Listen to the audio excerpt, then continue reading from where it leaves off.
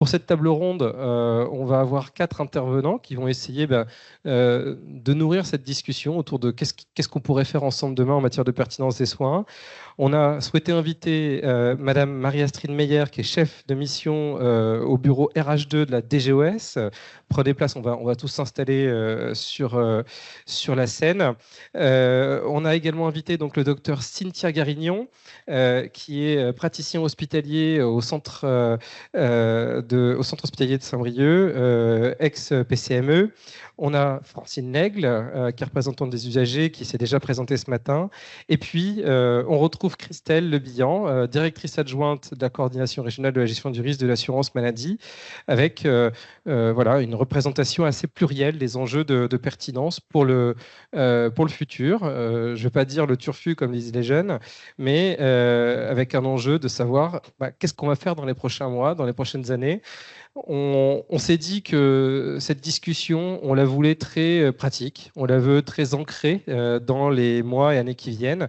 C'est pas la pertinence des soins un peu macro, c'est la pertinence des soins qui va nous mobiliser dans les prochaines années. Et on sera deux à animer. Pascal Jarnot et moi-même. Alors Pascal, je me tourne vers toi, si tu le veux bien, pour peut-être engager la discussion avec nos intervenants. Merci Ludovic. Donc effectivement, on s'est vu avant, hein, heureusement, et on s'est dit qu'on allait essayer de poser des questions plutôt générales, qui vont reprendre un peu les échanges qui ont déjà eu lieu tout au long de la journée. Et la première question qu'on voulait vous poser, au regard de vos expériences et de ce que vous avez pu entendre au long de la journée, c'est, à votre avis, comment on s'y prend pour cette pertinence de demain, pour promouvoir la réflexion, parce qu'on a aussi parlé pas mal de réflexion, et le travail sur ces nouvelles modalités de pertinence. Alors, voilà. Qui est-ce qui veut commencer? Qui est-ce qui se sent assez à l'aise pour commencer? Oh, voilà. Madame Lègle. Et alors, juste avant, Francine, si vous me permettez, naturellement, c'est un échange qui se veut très ouvert avec la salle. Donc, n'hésitez pas à réagir, à nous interroger et à nous interpeller. On a, pour chaque question, une petite vingtaine de minutes et on prend les questions, si besoin, au fur et à mesure. On a 2 rounds de discussion avec nos intervenants, mais n'hésitez pas à intervenir, à réagir. On veut interagir avec vous et on veut repartir de cette table ronde avec des idées et des propositions très concrètes. Vous l'avez compris. Alors, pour la pertinence de demain, c'est déjà, je pense, donner une information claire, compréhensible aux usagers et s'assurer surtout qu'il ait bien compris cette information. Puis, évaluer le bénéfice-risque pour qu'il puisse prendre la bonne décision avec le professionnel. C'est faire avec l'usager. C'est faire avec l'usager. Alors, moi, je veux bien essayer de voir effectivement comment on fait la pertinence de demain. Déjà, je pense que on fait un état des lieux des outils qu'on a déjà. On ne réinvente pas parce qu'il y a déjà des outils de pertinence qui sont à notre disposition. Et par contre, je pense qu'on peut partager ensemble aujourd'hui qu'on a un petit souci d'entre-soi. Et donc, de communiquer à tous nos professionnels.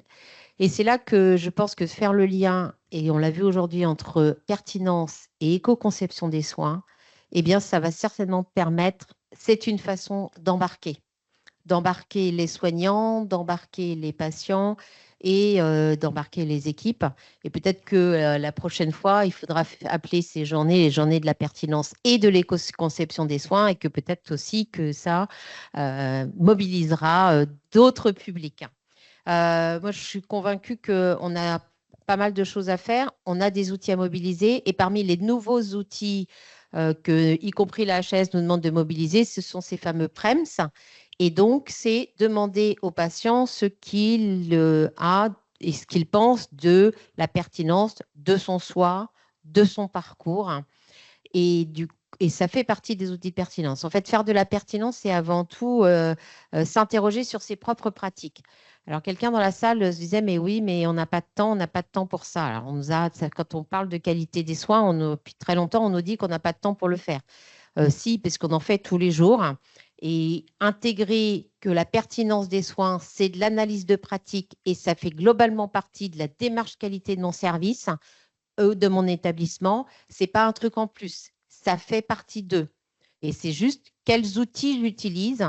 Peut-être qu'on pourrait demander à l'agence, c'est de mettre à disposition des sortes de boîtes à outils, de dire comment on partage les expérimentations qui sont faites ailleurs, comment, si je veux me lancer dans la pertinence en radiologie ou la réutilisation des produits, ben, comment, à qui je prends contact. Et peut-être que l'agence peut nous aider à être... Et sinon, moi, j'aurais une demande, c'est à tous nos partenaires et tutelles, c'est d'aligner les commandes. Certes, par exemple, là, on a un alignement entre la certification de la HAS qui nous demande de faire de la pertinence, du PROMS, du PREMS, mais que entre ce qui est éventuellement financé par des appels à projets dans des CACES et ce qui est demandé par nos tutelles, que tout le monde s'accorde avant et que nos établissements ou professionnels de santé en ville, on réponde de façon logique et homogène à toutes les demandes en donnant du sens à tous les soignants. Voilà pour moi la pertinence de demain. Juste revenir sur un point, puis je te donne la parole, c'est sur le fait que tu disais, c'est aussi faire de l'analyse de pratique. C'est pas forcément comme ça qu'on l'imagine au départ, la pertinence. Donc, on met en place des démarches pertinentes et on se donne les moyens d'être réflexif et de regarder par rapport à ce qu'on recommande ou ce qu'on juge comme pertinent. On se prend un temps pour analyser ces pratiques et ces organisations. J'ai bien compris, c'est bien ça. Et donc, mettre à disposition des outils qui le permettent.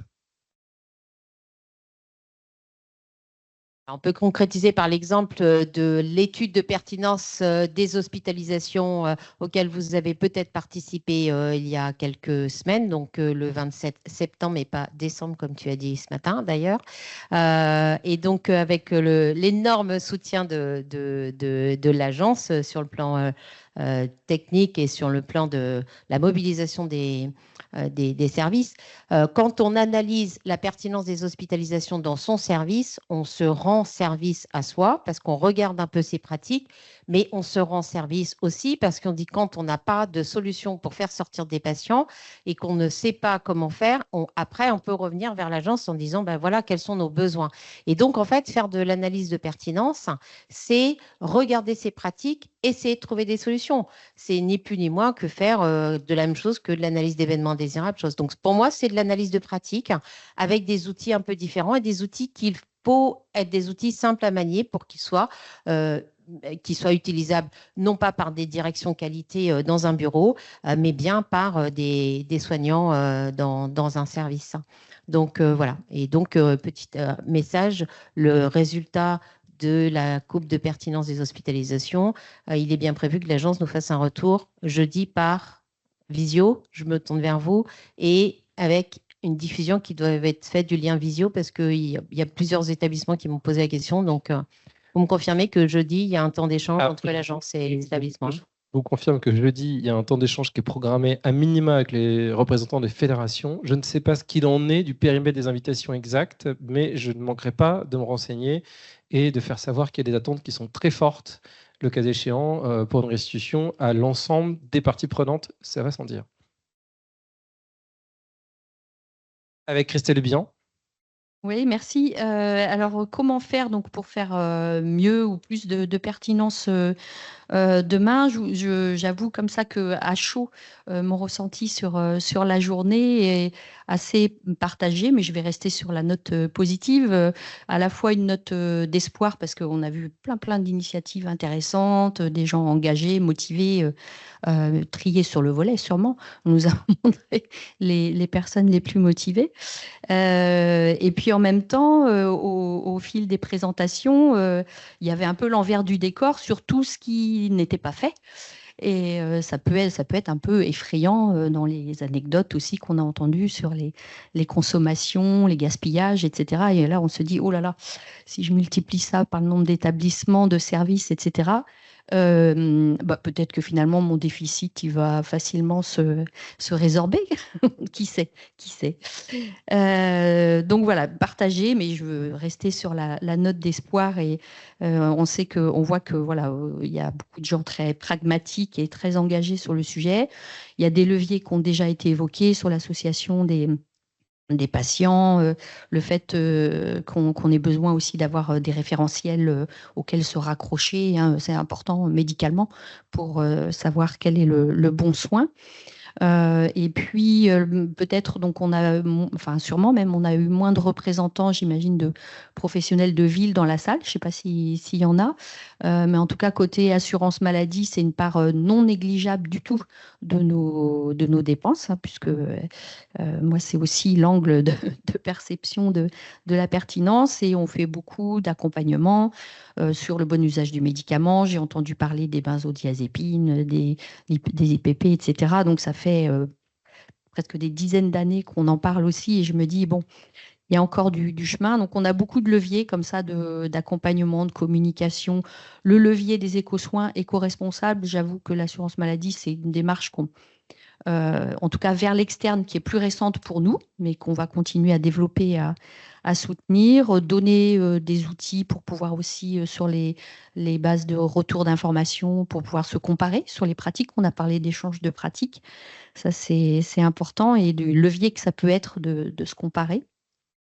Et puis, avec l'ARS aussi, accompagner sur le décloisonnement. Alors, évidemment, il y a le décloisonnement ville-hôpital, mais au sein de la ville elle-même aussi, dans les organisations coordonnées, les CPTS, maintenant les ESS, équipes de santé de spécialistes, de soins spécialisés plutôt. Donc tout ça aussi, ce sont des organisations dans lesquelles nous, on doit avoir des exigences fortes de pertinence. On met des fonds pour financer ces structures-là. Certes, il y a besoin de faire de l'interconnaissance. Au départ, il y a un temps d'acculturation, voilà, d'appropriation du dispositif, mais il va venir le temps des exigences de résultats. Donc voilà, on va aussi aborder cet aspect-là. Il faut vraiment en parler. Non, c'est pas ça.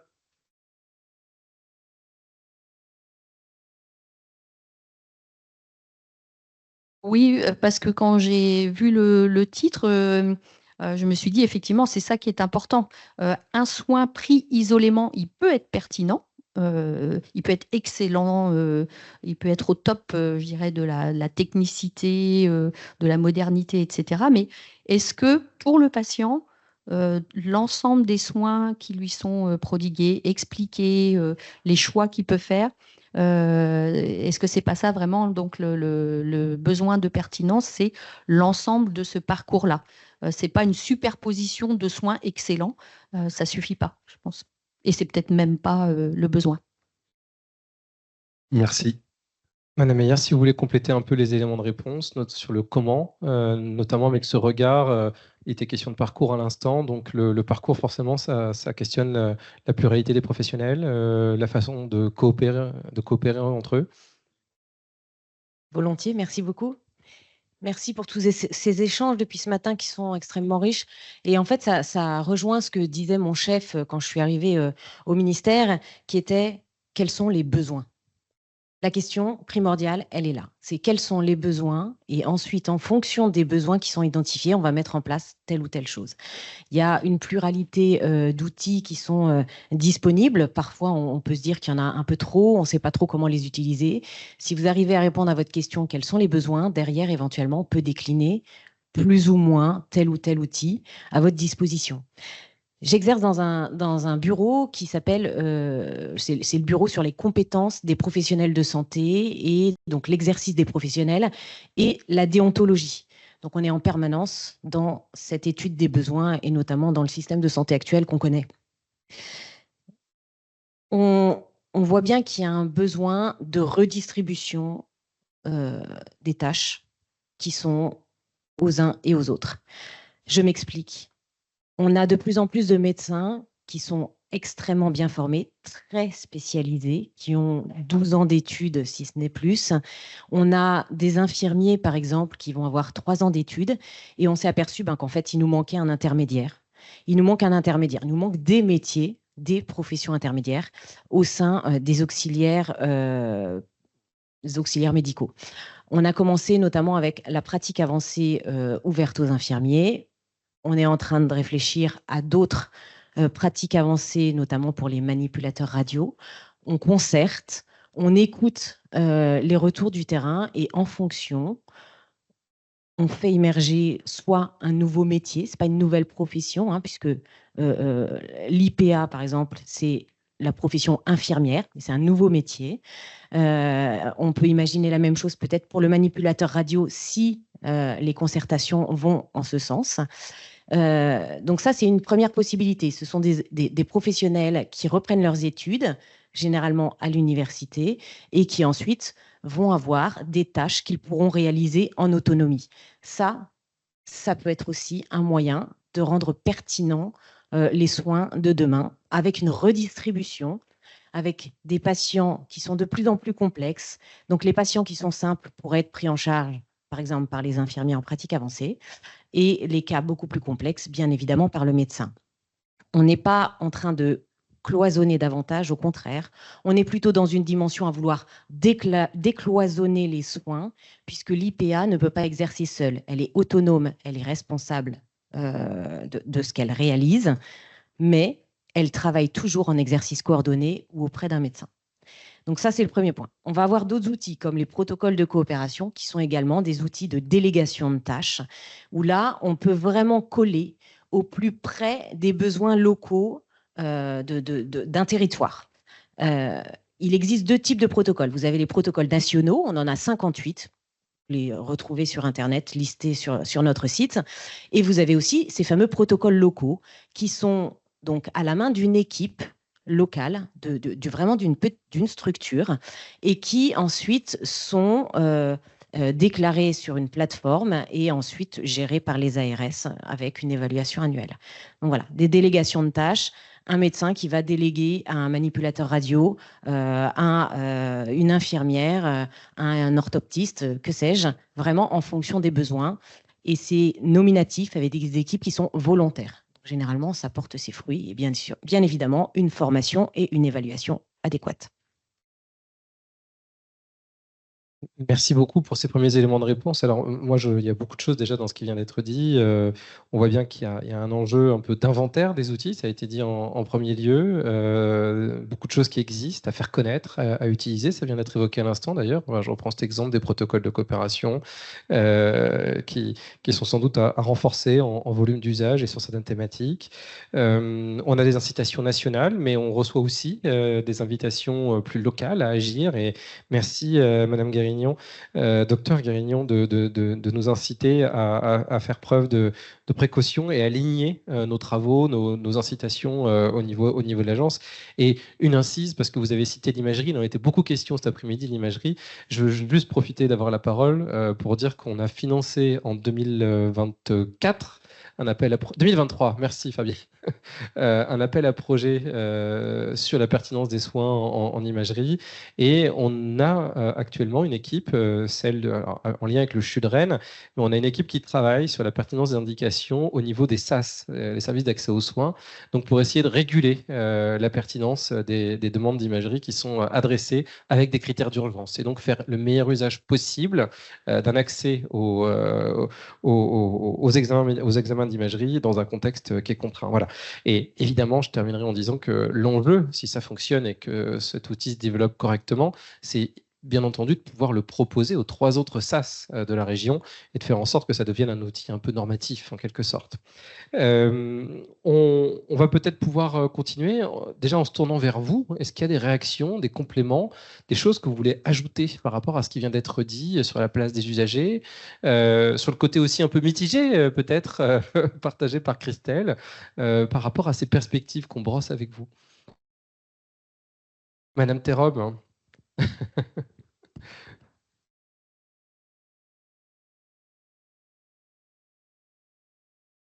Voilà, bon, bah, je ne vais pas me représenter. Donc, déjà, moi, j'ai trouvé super intéressant la journée sur la thématique de la pertinence des soins. C'est vrai que ma double casquette de patiente soignante fait que j'ai découvert dans ma pratique professionnelle l'éducation thérapeutique. Alors, l'éducation thérapeutique, pour moi, ça a redonné du sens à ma pratique professionnelle. Contrairement à ce qu'on pense des fois où on dit qu'on n'a pas le temps, bah, des fois on va gagner du temps parce que de demander l'avis au patient, bah, des fois s'il vous dit non, bah, vous passez, voilà, vous gagnez du temps. Je prends l'exemple, hein, voilà, en tant que diététicienne, on donne des conseils. On a appris à l'école à les donner sans forcément demander l'avis. L'éducation thérapeutique fait que j'ai appris à demander est-ce que vous voulez que je vous donne des conseils? Et en fin de compte, le patient me dit non, dans ces cas-là, j'ai gagné 1 heure. Donc voilà, donc l'éducation thérapeutique, c'est vraiment pour les patients, normalement, tout ce qui est maladie chronique. Je suis retournée en 2015 dans le système de soins à l'hôpital, hein, dans le cadre en étant patiente.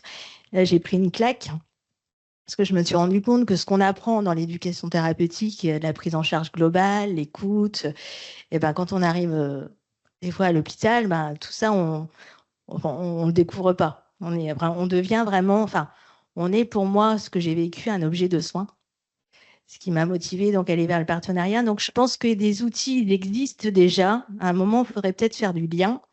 Alors on crée des systèmes de coordination. Mais en fin de compte, ça serait bien que déjà dans la pratique professionnelle, on se coordonne. Avant de créer des instances. Excusez-moi, je suis un peu dans l'émotion.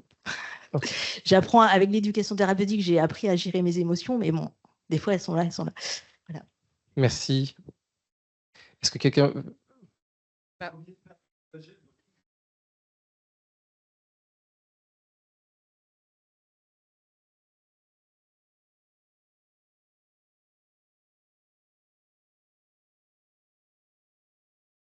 Alors, j'avoue que ça fait partie des sujets d'hier, de discussion interne à la préparation de cette table, la coordination.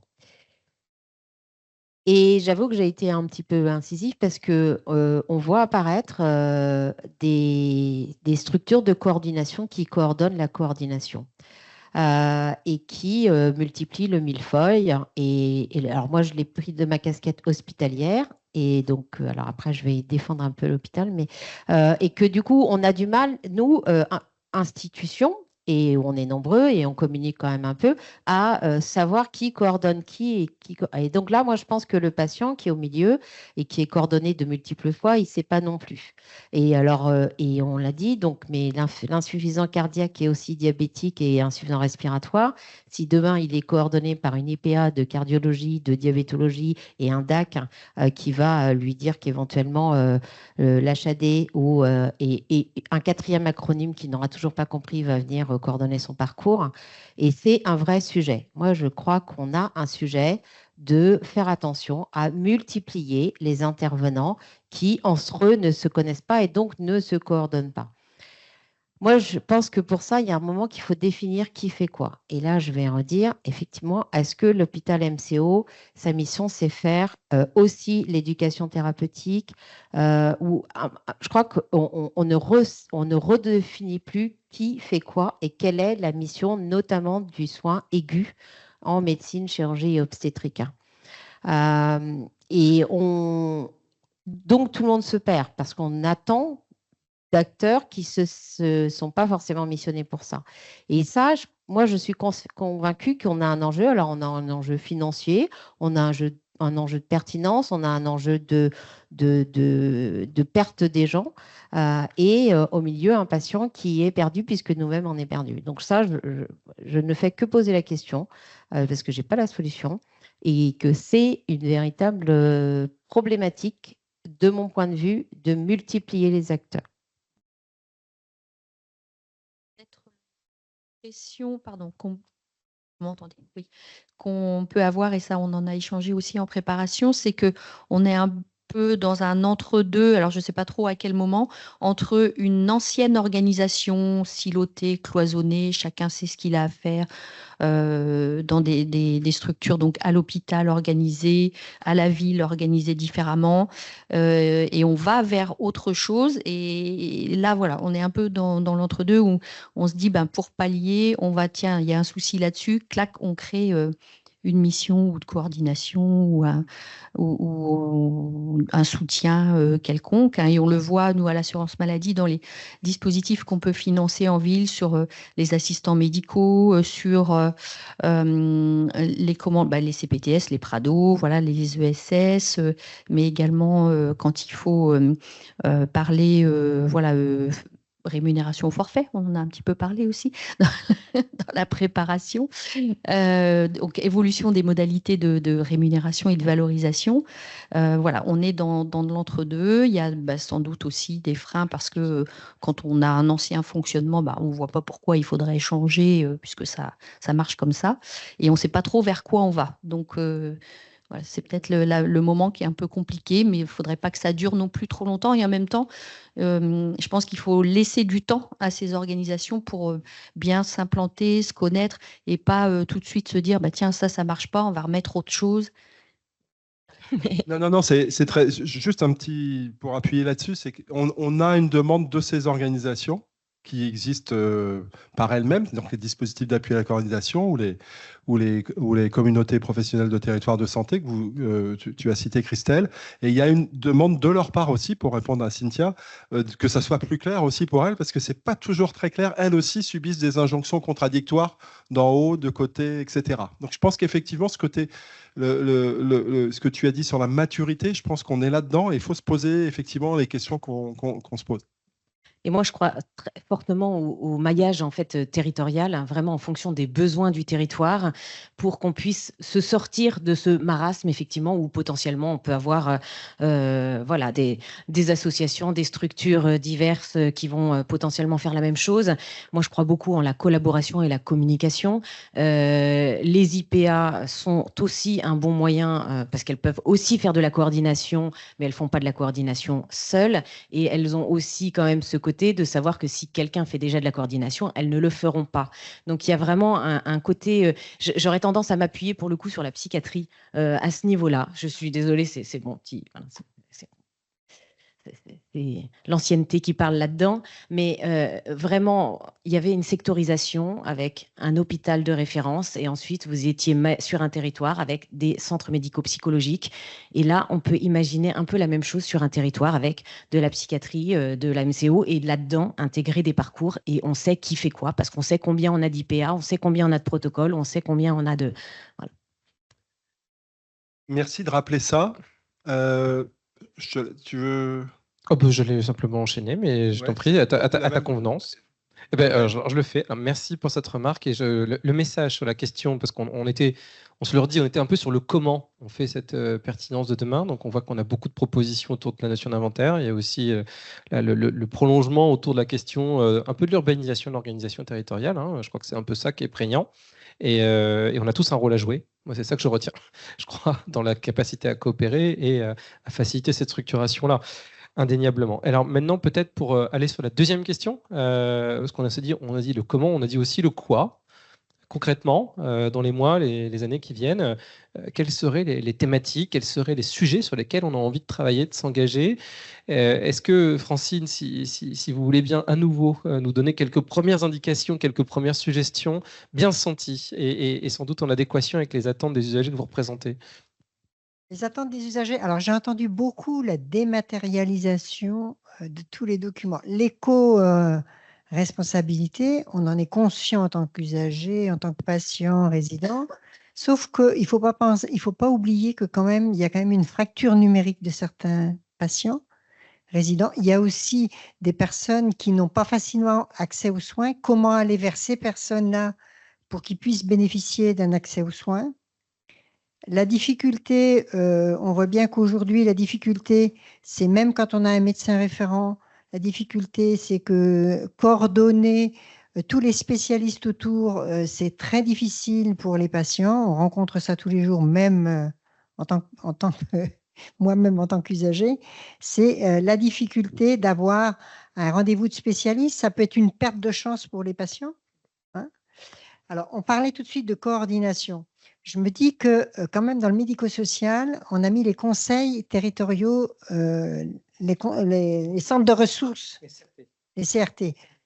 Et en fait, là, aujourd'hui, on voit que ça donne un peu quand même ses fruits quand même, hein. C'est bien faire une évaluation des personnes pour leur donner la possibilité de rester à domicile, mais c'est aussi de recoordonner tous les soins qu'ils avaient perdus, parce que souvent, il n'y avait pas de coordination de soins. C'est aussi les préparer à l'entrée en EHPAD. C'est aussi ça, en fait. C'est leur donner la possibilité de rester le plus longtemps possible à domicile. Je pense qu'on pourrait peut-être aussi s'appuyer de ça, quelque part. Comment on peut faire, justement, pour faire une bonne coordination pour les patients. Oui, bien sûr. Merci beaucoup, Madame Lègle. Le champ médico-social, c'est un enjeu essentiel. Vous avez raison. C'était une des deux choses que tu as dit. Effectivement, je voulais te remercier de nous amener un peu sur le médico-social. Et l'autre chose sur laquelle je voulais te remercier, Francine, c'est de dire aussi que la pertinence, la non-pertinence, c'est pas seulement la surutilisation, mais c'est aussi la sous-utilisation. Parce qu'on a beaucoup parlé de surcroît de coordination qu'on n'arrivait pas, mais il y a aussi cette sous-utilisation et c'est majeur. Ce qu'on a dit aussi en préparation, c'était de ne pas réinventer l'eau chaude. Donc, on a parlé des outils, mais on parlait aussi des thèmes. Et par rapport à ce que tu disais, Marie-Astrid, sur la psychiatrie, on a aussi cité d'autres champs qui fonctionnaient plutôt bien, de lesquels il faudrait s'inspirer, comme la cancérologie, au moins sur la partie soins techniques, comme des filières comme celle des AVC. Voilà. Est-ce que là-dessus, vous pouvez rebondir et dire, à partir de ça, au-delà de ce que tu as dit sur le médico-social, sur l'aspect peut-être plus sanitaire, est-ce qu'il y a des éléments à aller chercher en termes de thèmes? Alors oui, on peut se dire que quand même, il y a aussi des choses qui fonctionnent bien. Les parcours en oncologie fonctionnent bien parce qu'il n'y a personne, il n'y a aucun malade qui est en dehors d'un parcours, parce qu'on a eu une obligation réglementaire de RCP, parce que les prescriptions, elles ne peuvent pas être faites en dehors de protocole, etc. Donc ça fonctionne. Et on pourrait se dire qu'il y a d'autres choses comme ça qui pourraient être les filières AVC, la filière infarctus du myocarde. Globalement, on sait que ce sont des filières qui fonctionnent, qui sont bien coordonnées et que même si ça se joue. Moi, alors je ne l'avais pas dit en préparant, mais au sein de la journée et avec la multiplication des exemples, il y a un sujet qui me paraît être faisable et qui pourrait réunir tout le monde, qui est d'appuyer un peu plus la conciliation médicamenteuse, d'y mettre un appel à projet pour avoir du temps pharmacien, que ça fasse partie des CAQES et que donc on ait des indicateurs de résultats sur la prescription médicamenteuse en lien avec le programme Choose Wisely, puisque en fait on pourrait avoir des références qui sont déjà existantes, qui ont été faites par les médecins, et que le médicament le plus écologique, c'est celui qui n'est ni fabriqué, ni prescrit, ni jeté à la poubelle. Et donc, qu'on peut lier tout ça et qu'on peut aussi se dire que c'est peut-être pas faire que de la conciliation médicamenteuse, mais c'est prescrire plus justement, plus écologiquement et d'avoir un autre regard là-dessus. Que je pense que si on fait prescrire moins de médicaments, la CPM sera pas mécontente.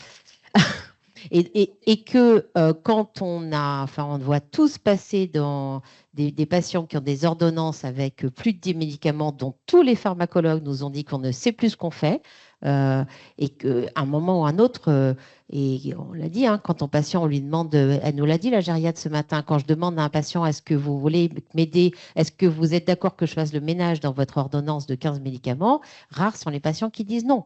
Et donc, alors, oui, la HS nous a demandé de le faire dans les établissements de santé. Non, on n'y arrive pas à le faire. Pourquoi? Parce que clairement, en même temps, on diminue nos DMS, en même temps, on fait du soin aigu, en même temps, le cardiologue, effectivement, il soigne l'insuffisance cardiaque. Et tant qu'on n'aura pas du temps pharmacien dédié à cette activité, on ne pourra pas le faire. Et donc, on le fait à la marge. On sélectionne une mini-catégorie de quelqu'un qui soit à la fois champion cycliste et aveugle. Et comme ça, comme on n'a pas cette population-là qui vient, on ne fait pas de conciliation. Enfin, je veux dire, on triche, quoi, avec le critère HAS. Je suis expert des itinéraires HAS, donc je vois bien comment les gens trichent. Et donc, et donc, ce que je veux dire, c'est qu'à un moment ou à un autre, c'est ça l'alignement des tutelles que je demandais. C'est qu'en même temps, la CPM le met dans son KKS, la HAS le met dans son manuel de certification et l'ARS nous fait des appels à projets spécifiques là-dessus et finance du temps pharmacien, peut-être un tout petit peu plus que sur les 2 ans de temps d'amorçage, mais avec des indicateurs. Parce qu'effectivement, le problème, c'est qu'il y a aussi, si on diminue la prescription et qu'on arrive à prouver que l'hôpital comme le nôtre, qui a 500 lits de MCO, il a diminué la prescription médicamenteuse de 1 million d'euros.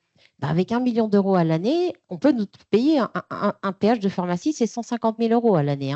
Donc, on peut faire ça, mais il y a une espèce de coût global à intégrer. Et si on nous demande de payer sur nos fonds propres de l'hôpital du temps pharmacien pour prescrire moins, ça ne nous c'est pas coté, ça. Et donc, voilà, l'étude médico-éco, s'il y a des directeurs dans la salle, on va nous dire, non, comment veux-tu que je t'équilibre, que je te paye un temps de pharmacien là-dessus? Donc, voilà, c'est un exemple. Je peux en trouver d'autres, mais vous m'avez demandé un exemple, je vous en donne. Je faisais la réflexion, et est-ce qu'il y aurait moyen de travailler avec la ville sur cet objectif-là, puisque les prescripteurs libéraux, ils sont intéressés quelque part sur la déprescription. Ils vont avoir des consultations majorées pour certains patients pour aller vers la déprescription. Donc, est-ce qu'on ne pourrait pas faire que... Alors, je ne vais pas rentrer dans le détail, mais pourquoi il faut du temps? Parce que dans la vraie conciliation médicamenteuse qui est faite, celui qui fait la conciliation doit prendre contact avec le médecin traitant. Alors, c'est là qu'on pourrait se dire qu'au lieu que soit prise contact avec le médecin traitant, est-ce que ce n'est pas avec l'IPA de la TPTS qui relève? Parce que prendre contact avec le médecin traitant, ce n'est pas facile. Il faut prendre contact avec le pharmacien. Donc, oui, on pourrait se dire, et pourquoi faire des contrats communs avec la CPTS du coin dans le territoire, où on a un objectif commun de diminuer de 15%. Donc, ça peut se travailler avec, oui, des objectifs communs. Voilà. Je veux juste vous dire un grand merci, parce que je ne vais pas développer parce que le temps ne nous le permet pas, et c'est dommage parce que Gilles Piriou, le directeur de l'Omedit, n'est plus là, mais on a déjà des jalons très intéressants qui préexistent en Bretagne et qui pourraient nous permettre de... Il est là, Gilles? Ah, il est là. Ah, voilà. On parlait de conciliation médicamenteuse, Jules, mais on n'a pas le temps de développer. Mais il y a de très bonnes propositions qui émergent des intervenants en vue de nos travaux de l'année prochaine, des années suivantes sans doute. Je ne vais pas monopoliser la parole. Est-ce que vous souhaitez compléter? Est-ce que tu souhaites compléter? Merci. Alors, je souscris complètement à ce que dit le docteur Garignon, bien évidemment.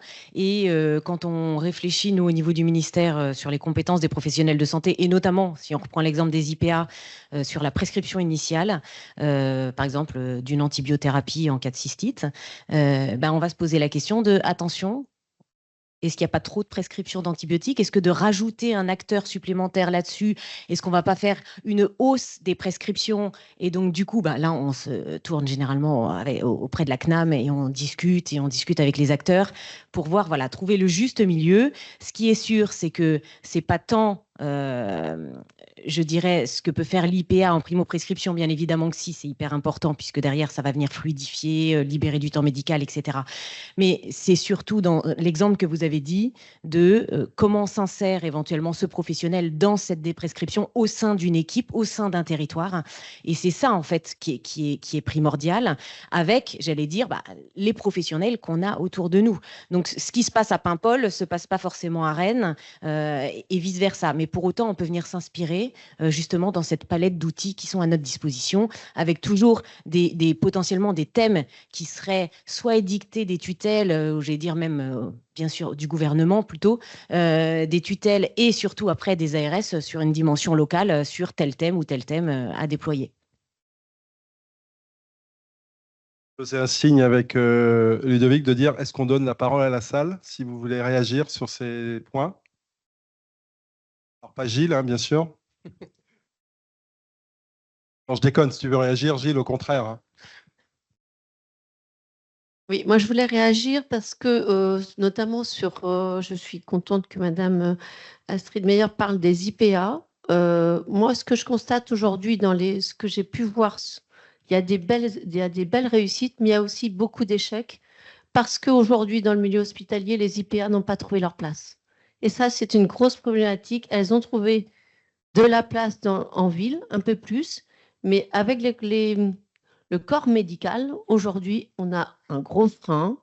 Et les exemples qui marchent, c'est quelqu'un qui est issu de l'équipe, qui va faire ses études d'IPA, qui sera déjà reconnu avec le praticien avec qui il a collaboré de nombreuses années. Une IPA qui, aujourd'hui, avec sa formation, avec son bagage, dans un service, ça ne marche pas.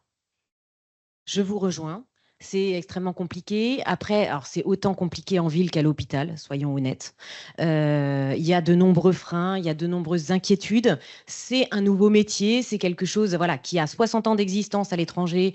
Mais en France, le temps que ça se mette en place, et puis voilà, avec les réticences et le corporatisme qu'on peut connaître, j'allais dire, tant du côté infirmier que du côté médical, enfin vraiment à tous les niveaux.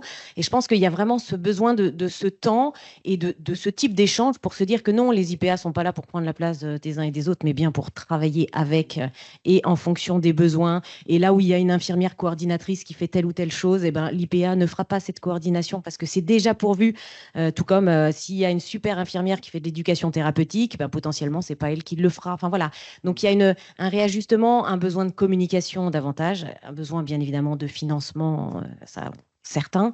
Mais en tous les cas, nous, à notre niveau, on en a bien conscience et on va tout faire pour que les choses avancent dans le bon sens. Merci beaucoup de souligner ça parce que ça permet de dire que le travail en équipe, ça ne se décrète pas en fait. Et que donc ça se prépare, ça s'anticipe. Je pense à des discussions qu'on a quand on parle de pair et danse par exemple. Et ça ne me paraît pas très différent. Il y a des services où ça se passe très bien, mais où effectivement ça a été préparé. On a réfléchi en équipe. Quelle était la valeur ajoutée de ce nouveau professionnel ou de cette nouvelle personne? Et puis, il y a des endroits où ça ne se passe pas parce que, effectivement, la personne est un peu parachutée, si vous m'excusez le vocable. Mais c'est très important parce qu'on est en train de parler de collaboration, coopération, de travail en équipe. Et ce n'est pas facile, notre travail en équipe, en fait. Est-ce qu'il y avait une autre prise de parole? On se faisait des signes avec Ludovic, disant voilà, peut-être une dernière question ou une dernière prise de parole de votre part aussi, bien sûr. Hein.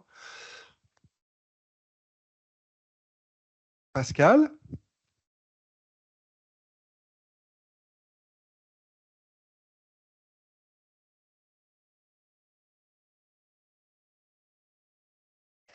Oui, pour avoir travaillé justement dans les réseaux de santé où on avait commencé à travailler la pluridisciplinarité. Donc, moi, ce que je trouve, c'est qu'en fin de compte, les professionnels ne se connaissent pas. Et alors, c'est vrai qu'il y a le...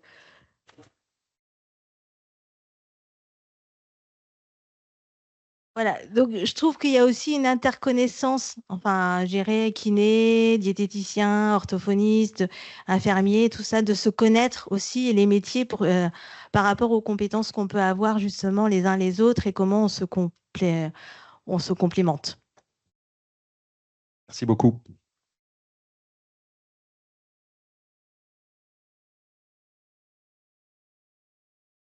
Est-ce qu'il y avait d'autres questions, en fait, c'est ça? Voilà. Ouais. C'est pour ça qu'on est deux, en fait. Est-ce qu'il y avait une autre intervention? Moi, je voulais juste vous partager une information qui fait écho à ce qu'a dit Francine sur le médico-social. Je pense que les professionnels sont vraiment, en ce moment, ont bien compris l'importance de l'analyse des pratiques et des organisations, Cynthia, pour rebondir sur ton propos, et notamment même donc, dans le secteur médico-social et l'USLD également. Gaël Jernigon, qui fait partie de l'équipe du Cap Bretagne, me rapportait juste avant que je vienne animer la table ronde là, qu'on organise un webinaire donc, lundi midi sur une campagne qu'on lance sur la pertinence des contentions physiques en EHPAD et en USLD. Il y a 300 inscrits en fait. Donc, c'est pour vous dire, effectivement, que le secteur médico-social est aussi concerné et qu'il y a une vraie appétence des professionnels. Je pense qu'ils ont bien compris ce qui a été dit ce matin et ce que tu as rappelé, Cynthia, le sens que ça donne aux pratiques, en fait, de se poser un peu et de réfléchir sur ce qui fonctionne et ce qui fonctionne moins bien. Et donc, je crois que quelque chose qui a été toute la journée, c'est le faire avec les usagers, avec les professionnels. Je pense que pour la pertinence de demain, ça peut être voilà, quelque chose d'important. Merci. Écoutez, est-ce qu'il y avait d'autres interventions de votre part? Non. Bon, je crois qu'on peut les applaudir. Hein. Oui, merci. Écoutez, 7 heures de la journée avancée, il est temps de conclure. Le docteur Huitin n'ayant pu nous rejoindre suite à son départ vers l'Axos, je vais proposer de vous dire quelques mots conclusifs. Je vous rassure, ce sera très rapide. Simplement, merci déjà pour toutes ces idées, pour toutes ces initiatives, encore une fois, parce que c'est aussi grâce à vos travaux qu'on est en capacité de nourrir cette dynamique et de la mettre en valeur. Donc cette journée, c'est aussi le reflet de votre investissement et de votre engagement. Donc encore une fois, merci. Merci aux intervenants. Qui se sont libérés toute la journée pour certains, enfin, même pour tous d'ailleurs, parce que même pour ceux qui venaient d'une autre région, il fallait prendre le temps, bien entendu. Donc merci pour votre participation et cet éclairage très utile. On repart armé de beaucoup de suggestions méthodologiques, on l'a bien entendu, sur la façon de renforcer les coopérations, d'être dans un rôle, que ce soit celui de l'agence, que celui de l'assurance maladie ou en partenariat avec les acteurs, afin d'essayer d'agir sur les organisations, sur les parcours, sur les façons de travailler ensemble. Et on était déjà convaincus, donc on est conforté dans nos idées. On ne se limitera pas à ça, bien entendu. On a plein de façons d'attraper des sujets de pertinence. Il a été question plutôt dans cette journée de sur- ou de sous-recours. Et je veux vous dire ici que nous menons des études régulières, justement, sur la situation bretonne en matière de sur- ou sous-recours, de prescription ou de molécules. Il y en a une qu'on peut citer qui est très facile, hein, sur les opioïdes. Et Gilles travaille avec l'assurance maladie de façon régulière sur ces questions. D'ailleurs, sans doute que vos établissements ont déjà pu être sollicités. Donc les opioïdes et l'oxycodone en particulier, on a une situation très atypique, vous le savez peut-être, en matière de prescription d'oxycodone dans la région.